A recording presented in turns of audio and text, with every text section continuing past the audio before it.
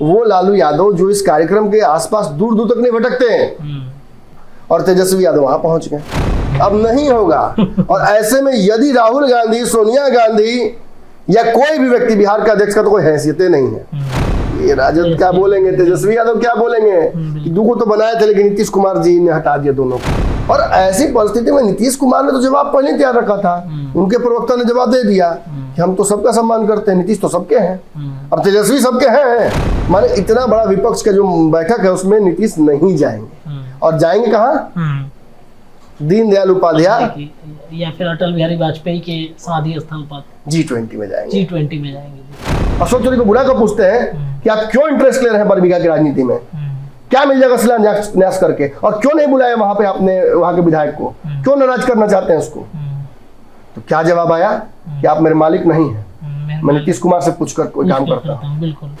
जब भाजपा ने एक 4-5 बड़े फैसले लिए, सम्राट चौधरी को लाओ, हरीश सहनी को लाओ, ओबीसी का वोट बैंक काटो, नीतीश को अलग करो, छाटो नीतीश को, ले आओ और दलों को, उपेंद्र कुशवाहा को तोड़कर मेरे पास लेके आओ, उपेंद्र कुशवाहा की पार्टी बनी, वो एनडीए में गए, चिराग पासवान आए, मांझी टूटे, ये सब एक बहुत बड़ा बवंडर पैदा करता है, जिससे नीतीश कुमार की राजनीति और नीतीश कुमार की जो क्या बोलते हैं उसको, जो सोने का जो वैल्यूएशन होता है, उसी तरीके से नीतीश का स्टॉक का वैल्यूएशन गिरने लगा राजनीति में।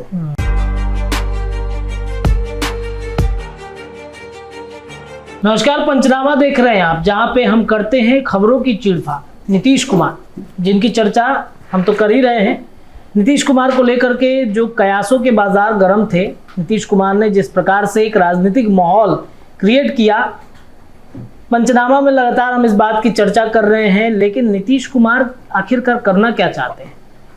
क्या वाकई में वो इंडिया का साथ छोड़ेंगे, एनडीए में आएंगे, या फिर कुछ और प्लानिंग चल रहा है? किन लोगों को धोखा देना चाहते हैं? पंचनामा में आज हम इसी विषय पर कहीं ना कहीं चीरफाड़ करेंगे। हमारे पास जो टॉपिक आया है कि 24 घंटे में पलटे नीतीश, तेजस्वी, ललन, राहुल, सबको ठग लिया।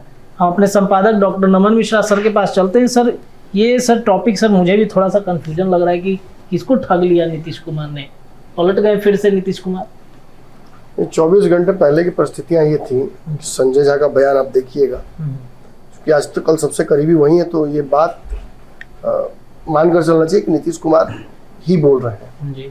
वो ये कह रहे थे कि हालांकि बहुत सारी बातें तो अंडरलाइन हमने रीड की, लेकिन बाहर तो यही समझ में आ रहा था ना कि इंडिया गठबंधन में है, मुस्तैदी से है, रैली की तैयारी कर रहे हैं, बिहार में बुलाएंगे सबको और यहाँ पे एक बड़ी रैली करेंगे। लेकिन इस 24 घंटे में ही सब कुछ बदल दिया उन्होंने। देखिए, मैं बहुत सिलसिलेवार तरीके से और तर्क के आधार पर मैं पहले अपनी बातें रख दूं कि क्या क्या वो परिस्थितियां, फिर एक करके मैं समझाने की कोशिश करूंगा। देखिए, सबसे पहले तो आपको याद होगा, तेजस्वी यादव की बात हम कर लेते हैं। 24 घंटे में नीतीश कुमार पलटे और तेजस्वी यादव को कैसे मतलब ऐसी परिस्थिति में डाल दिया कि तेजस्वी असहज हो गए, अवाक हो गए, कुछ नहीं सूझा क्या बोले।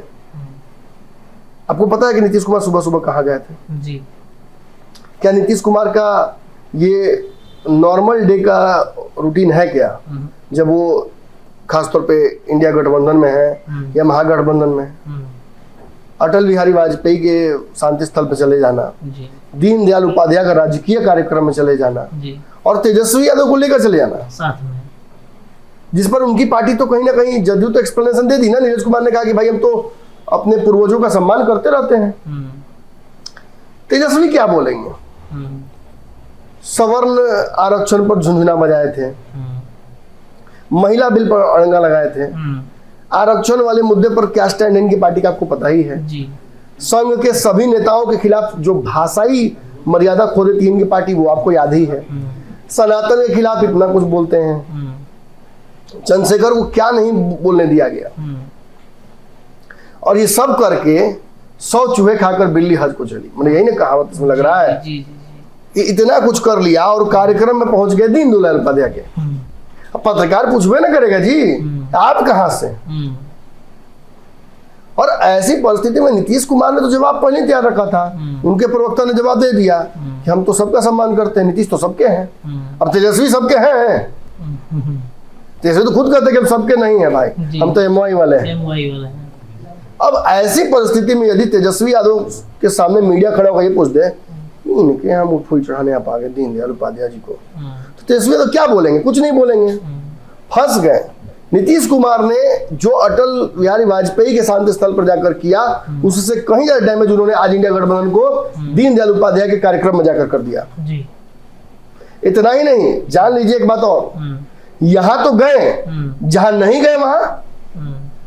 आज हरियाणा में विपक्षियों की एक बड़ी बैठक थी, सबसे बड़ा चेहरा उसमें नीतीश कुमार को बुलाया गया था, नीतीश नहीं गए।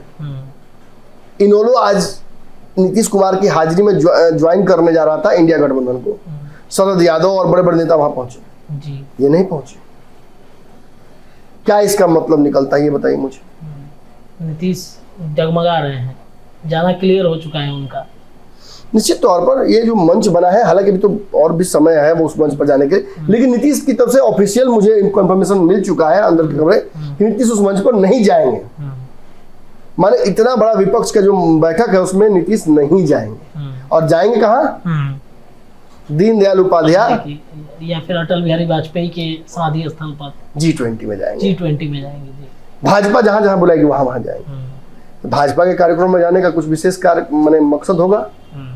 अब देखिए, खुद तो गए, लालू यादव के बेटे को भी लेकर चले गए। वो लालू यादव जो इस कार्यक्रम के आसपास दूर दूर तक नहीं भटकते हैं। क्या बयान लालू यादव देते, तो सोच लीजिए खाली उस बयान इस कार्यक्रम पर देते वो जी। और तेजस्वी यादव वहां पहुंच गए, और तेजस्वी यादव ने क्या कहा कि मेरा इनसे विरोध है, इनकी जयंती से विरोध नहीं है। क्या बोल रहे हैं? गुड़ खाइए, गुलगुले से परहेज नहीं। जी जी। अजीब सी परिस्थिति उत्पन्न हो गई। सच पूछिए तो तेजस्वी यादव फंस गए इसमें बहुत बुरी तरीके से, और ये ठगे गए। आज के कार्यक्रम में इनको पहुंचाकर नीतीश कुमार ने लगभग ठग सा लिया इनको। और इन्हीं को नहीं ठगा, इंडिया गठबंधन के सारे दल को ठग लिया। उस बैठक में न जाकर, उस कार्यक्रम में न जाकर, जहां जाने की रजामंदी उन्होंने दी थी। इतना बड़ा कॉन्ट्रास्टिंग 24 घंटे में बदलाव आया नीतीश कुमार के स्टैंड में। दूसरी तरफ बढ़ते हैं जी। नीतीश कुमार ने सुबह सुबह एक बयान दिया, मंत्रिमंडल के विस्तार को लेकर इतनी सारी संभावनाएं थी। 24 घंटा पहले तक नीतीश कुमार के तरफ से यही स्टैंड था कि हम मंत्रिमंडल विस्तार में कांग्रेस को जगह देंगे जी। बिल्कुल, बिल्कुल। 2 देंगे, 3 देंगे, 1 देंगे, जो होगा देखेंगे। राहुल गांधी भी ये डिमांड करके चले गए थे। आज नीतीश कुमार ने कहा कि नहीं होगा मंत्रिमंडल विस्तार। ना राजद के 2 मंत्री जो हटे हैं उनमें भरा जाएगा किसी को, और ना कांग्रेस को और कुछ मिलेगा। मतलब 25 तक किसी तरीके से चलेगा कैबिनेट, 25 तक चलेगा भी कैबिनेट। लेकिन कांग्रेस ने तो कह दिया सर कि हम तो, कांग्रेस वो काम करवा लेती है जो नहीं होता है। करवाइए, करवाइए। तो आप समझ रहे हैं कि ये क्या, इसका इशारा मतलब क्या होता है जी। आर पार होगा ना, हो जाए आर पार। नीतीश से पार पा लीजिएगा, नीतीश को धमका लीजिएगा। मोदी जी का तो हैसियत नहीं हुआ इनको धमकाने का, तो आप क्या धमकाइएगा? मोदी जी ने साम दाम दंड भेद सब लगाने की कोशिश की, ना दंड से डरे, क्योंकि दंड नीतीश कुमार को पड़ा ही नहीं। दंड तो ललन सिंह को पड़ गया और उनके लोगों को पड़ गया। साम दाम दाम की बात तो नीतीश कुमार G20 में गए, दाम दे दिए मोदी जी की, जाइए पंचायत राज वाला पैसा आपका क्लियर किए। इतना प्यार किए कि बोल दिए कि सबसे बड़े समाजवादी नेता है। नीतीश इन छलाओं में, इन भ्रमों में नहीं पड़ते हैं, आप उन्हें ऐसे मोह नहीं सकते हैं। नीतीश तभी आपकी गोदी में बैठेगा ये बच्चा, जब इस बच्चे को मन करेगा कि आपकी गोदी में बैठना है। आप इस बच्चे को झुंझुना दिखाकर नहीं बिठा सकते हैं। ये बात मैं आज से नहीं, जब से पत्रकारिता करता से बोल रहा हूँ। तो लोग सोचते कि नहीं नीतीश कुमार के आप सबसे बड़े विरोधी क्यों होगा? भाई मैं पत्रकार हूँ, उनकी काबिलियतों से जरूर मैं अवाक रहता हूँ, कंफ्यूज रहता हूँ, मिसमराइज रहता हूँ, और जानने की इच्छा होती है जी। नीतीश ने एक तरह से मंत्रिमंडल विस्तार पर ग्रहण नहीं लगाया, ताला मारकर चाबी फेंक दिया। हम तो जन्म नहीं करते, अब नहीं होगा। और ऐसे में यदि राहुल गांधी, सोनिया गांधी या कोई भी व्यक्ति, बिहार का अध्यक्ष का तो कोई हैसियतें नहीं है, क्या बोलेंगे? कुछ दिन पहले कहे थे कि अपना आत्मसम्मान खोकर इस गठबंधन में नहीं रहेंगे। आइए ना, स्वागत है आपका, आइए कैबिनेट बैठक में। और सच्चाई है कि नीतीश कुमार को आप संयोजक नहीं बनाइएगा, बेइज्जत कीजिएगा। बेंगलोर में तो करवे किए हैं, दिल्ली मुंबई में भी कीजिएगा, भोपाल में भी करने के तैयारी में थे। नीतीश कुमार फंस जाएंगे। फिर मुरली बेहता कहा, मुकेश है कि नहीं? मुकेश जी हमारे यहाँ है, अभी थोड़ी देर पहले ही बोल रहे थे मुकेश जी कि फिर मुरली बेहता। एक बार हो गया, अब नहीं फंसेंगे। 2 बार भी मौका दे दिया, तीसरी बार फंसे वो नीतीश कहाँ? और मंत्रिमंडल विस्तार नहीं होगा, ये कितना घातक होगा कांग्रेस के लिए और राजद के लिए कि चुनाव बताएंगे, हम नहीं बोलेंगे। जाइएगा जब वोट मांगने के लिए तो सवर्ण पूछेंगे आपके, हाँ मंत्रिमंडल में के वो सवर्ण है आपके, के को बनाए, कांग्रेस तो कुछ बोल भी देगी, ये राजद क्या बोलेंगे, तेजस्वी यादव क्या बोलेंगे कि दो को तो बनाए थे लेकिन नीतीश कुमार जी ने हटा दिया दोनों को, आरोप लग गया उनके ऊपर। तो जाइए नीतीश जी को भेजिए। ये बहुत बड़ा झटका लगा और फिर यहाँ कांग्रेस ठगी गई। इसके अलावा देखिए जातीय गणना का आज सुबह में चर्चा हुआ था ना, नीतीश जी ने कहा कि तेजस्वी जी को जाना था इसलिए हम आज बुला दिए हैं, आज सब कर लेंगे, कैबिनेट का बैठक कर ले रहे हैं आज। सबको लगा कि आज जातीय जनगणना के आंकड़ों को सार्वजनिक करने का काम शुरू हो जाएगा, लेकिन नीतीश कुमार के मन में तो कुछ और चल रहा था। जातीय जनगणना तो मैंने बहुत जब हो रहा था तभी कहा था कि तो नीतीश कुमार का खेल है, ये अलग अलग जो रूप है नीतीश कुमार का राजनीतिक, हम कृष्ण जी का बाल रूप की तरह एंजॉय करते रहिए, एक से एक लीला करेंगे, सब लीला देखिए और एक एक लीला करेंगे और एक एक ढीला करेंगे इंडिया गठबंधन के पेचों को। और इंडिया ही नहीं, ये एनडीए को भी परेशान कर रहे हैं। उपेंद्र कुशवाहा को बुझा ही नहीं कि छिपकली मछली निगले की उगले, कांटा की तरह अटक गया गर्दन में, बुझा ही नहीं रहा है। चिराग पासवान का पूरा दुनिया हिल गया एक के दिन में, 24 घंटे में चिराग पासवान दुनिया हिल गई।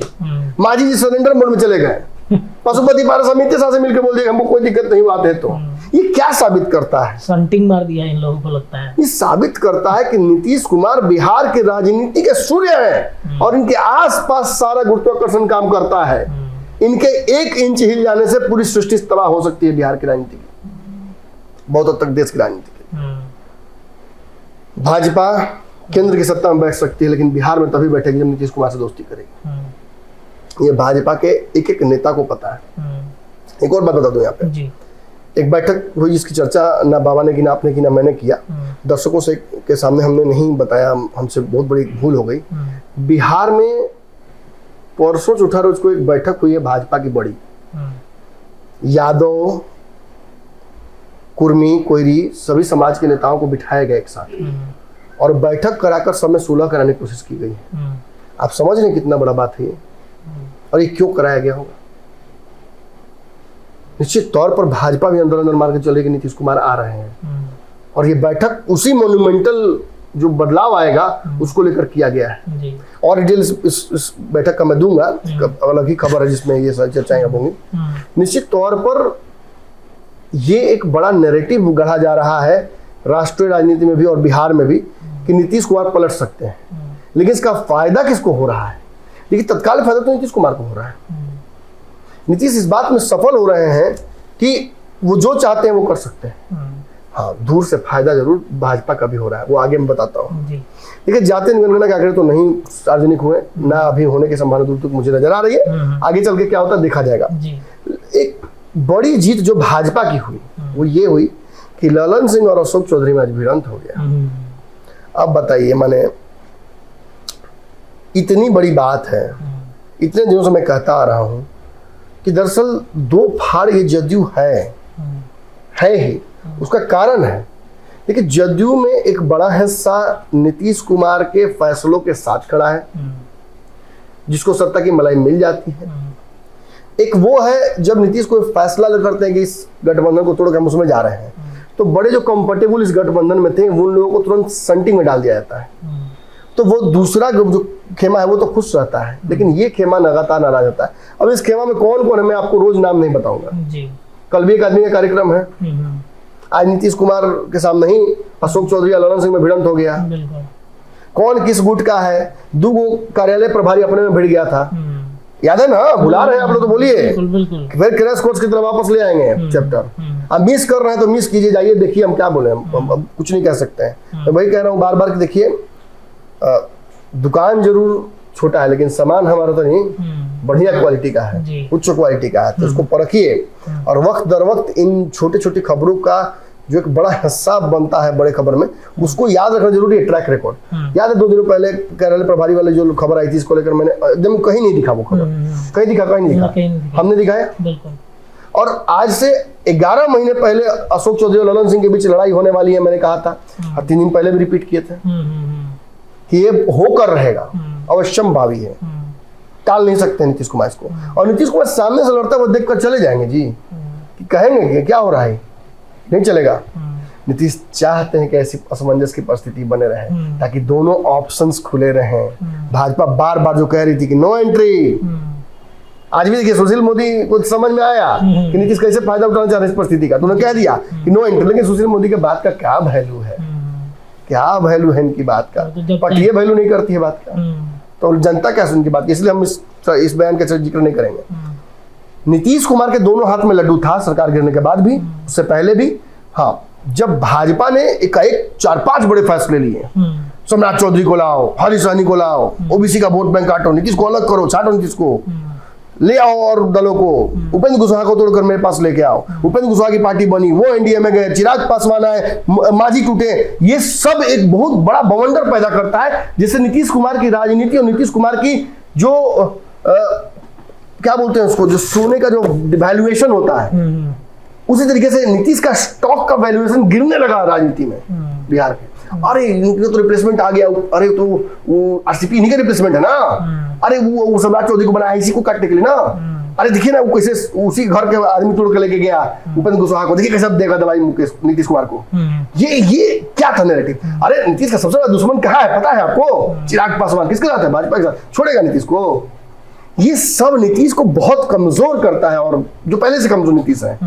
लेकिन एक G20 में जाकर नीतीश कुमार ने कितना वैल्यू बढ़ा दिया। सारी चर्चाएं फिर उन्हीं के आसपास, नीतीश के बिना भाजपा का काम तो नहीं है चलेगा। सच बात है। सभी दल भी मानने लगे, जनता मानने लगी, बड़े बड़े विश्लेषक मानने लगे। फिर वही चर्चाएं होने लगी कि नीतीश के बिना कहां बेहतर नहीं पार होगा, ना उधर का होगा ना इधर का होगा। और ऐसी परिस्थितियों में ये जान लीजिए कि ललन सिंह और अशोक चौधरी लड़े नहीं, लड़ाए गए हैं, जानबूझ के लड़ाए गए हैं, एकदम जानबूझ कर परिस्थितियां क्रिएट की गई। अब बताइए, मतलब 28 तारीख को कार्यक्रम ही करने जा रहे हैं अशोक चौधरी कार्यक्रम करने जा रहे हैं शिलान्यास का, और लेके किसको जा रहे हैं पता है आपको? संजय झा को। कहां ले जा रहे थे? बरबीघा कहां? सुदर्शन जो कि वहां के विधायक है, जिनसे अब 36 का आंकड़ा नीतीश को ये अशोक चौधरी का एक समय में दोस्ती अच्छी थी, अब 36 का आंकड़ा है। अब वो ललन सिंह के गुट में है, अब वो ललन सिंह के साथ उनकी ईमानदारी है, और वहां जाकर वहां के लोकल विधायक को जो आप ही के पार्टी का उसको नहीं न्योता दिया गया था कार्यक्रम, और जब वो अपना प्रोटेस्ट रजिस्टर करते हैं ललन सिंह से, तो ललन सिंह बुलाकर पूछते हैं, जो कि अधिकार है उनके पास, राष्ट्रीय अध्यक्ष है वो, अशोक चौधरी को बुलाकर पूछते हैं कि आप क्यों इंटरेस्ट ले रहे हैं बरबीघा की राजनीति में, क्या मिल जाएगा शिलान्यास करके, और क्यों नहीं बुलाया वहां पे आपने वहां के विधायक को, क्यों नाराज करना चाहते हैं उसको? तो क्या जवाब आया कि आप मेरे मालिक नहीं है, मैं नीतीश कुमार से पूछकर कोई काम करता हूं। बिल्कुल, मालिक तो कोई किसी का राजनीति में नहीं होता है। आप भी मालिक नहीं थे बरबीघा की जनता के और बरबीघा के विधायक के, लेकिन जो तेवर और कलेवर आप दिखा रहे थे पहले विधायक को और फिर वहां के कर्मचारी को, तो उसका उसका उसका उसका फल कौन भुगता? नहीं भुगते, आप प्रभारी से हटाए गए। अब बिना न्योता के वहां पहुंच रहे हैं कार्यक्रम करने, बिन बुलाए मेहमान। अब पूछ रहे राष्ट्रीय अध्यक्ष की भाई क्यों जा रहे हैं, किस कैपेसिटी में जा रहे हैं, तो आंख दिखा रहे हैं, या क्यों दिखा रहे हैं आप, या आप नहीं दिखा रहे हैं। ये वो कहानी है जो बहुत पहले नमन मिश्रा ने कह दी थी कि 2-4 गो जदयू वाला भाजपा के कंट्रोल में है, ये आंख भाजपा दिखा रही है। यही बात देखिए इशारों में सुनील सिंह ने कह दी थी कि कौन भाजपा का एजेंट है, कौन क्या है मुझे पता है। कल भी यही बात कह रहे थे सुनील सिंह, वक्त से पहले, देखिए 24 घंटा पहले कह दिए थे, ऐसा कोई सगा नहीं जिसको ठगा नहीं ठगू। और आज वो ठगू पहलवान किसको ठगने जा रहा है? अपने ही राष्ट्रीय अध्यक्ष को जी। मतलब ये पार्टी ऐसी है कि कोई राष्ट्रीय अध्यक्ष बनेगा तो उसका विकेट गिरना एकदम असंभावी है। बिल्कुल, ये तय हो गया था तभी कि ललन सिंह का अगला नंबर लगेगा। लेकिन मैं फिर कहूंगा कि ललन सिंह इतने हल्के नहीं है, राजनीति में बड़ी उनकी माने मजबूत पकड़ है, और बहुत हल्के में उन्होंने समझाने की अशोक चौधरी कोशिश की। लेकिन अशोक चौधरी जो पावर रिफ्लेक्ट कर दिए हैं कि हम कहां से आ रहे हैं, ये बात जान लीजिए आप। ये बात नहीं कोई बोल सकता था नीतीश कुमार के सामने, ये बात कोई नहीं बोल सकता ललन सिंह को कि हमको नीतीश कुमार जी बोले आपसे आप मेरे मालिक नहीं है। ये कहना कहां पहुंचा सकता है अशोक चौधरी को इस पार्टी में, ये आप भी समझ रहे हैं, मैं भी समझ रहा हूं, इस पार्टी का कार्यकर्ता समझ रहा है। लेकिन इसके बावजूद अगर कल गले मिलते नजर आते हैं नीतीश कुमार, तो ललन जी आप भी थोड़ा आंख खोल के देखिए, चश्मा का पावर बदलवाइए। अशोक चौधरी और इनके जैसे नेताओं का हैसियत कैसे हो गया आप पर इतना आवाज उठाने का? नीतीश कुमार दो बार औचक निरीक्षण करने जदयू कार्यालय में जाते हैं, ललन सिंह गायब रहते हैं। जब आप गायब रहते तभी औचक निरीक्षण होता है, ये बोलिए। जब आप नहीं रहते तभी निरीक्षण करने पहुंचाए जाते हैं। हाँ। साथ में कौन पहुंचता है ये पता कीजिए। संजय झा को हाईजेक करके क्यों ले जा रहे थे अशोक चौधरी? संजय झा के पीछे पीछे क्यों लग रहे थे अशोक चौधरी? जान लीजिए सारी बातें। जी जी। सभी जानते हैं कि नंबर 2 पर अगर है ललन सिंह तो उनका 30-40% पावर संजय झा के पास है। उस बैठक में रोक दिया गया था ललन सिंह को, संजय झा को भेज दिया गया था। क्यों? क्योंकि नीतीश कुमार और ललन सिंह पर भरोसा नहीं करते हैं और अशोक चौधरी समेत वो सारे नेताओं को लगता है यही मौका है ललन सिंह को पटकने का। आइए, यही कहानी है। चलिए, तो पंचनामा में आपने देख ही लिया किस तरीके से एक एक जो पोस्टमार्टम है खबर का वो हो गया कि नीतीश कुमार वाकई में अलग तरीके से राजनीति कर रहे हैं, कुछ बड़ा खेल कर सकते हैं। पंचनामा में इतना ही। देखते रहिए, ऐसी तमाम चर्चाएं लगातार होती रहेंगी। बहुत बहुत धन्यवाद।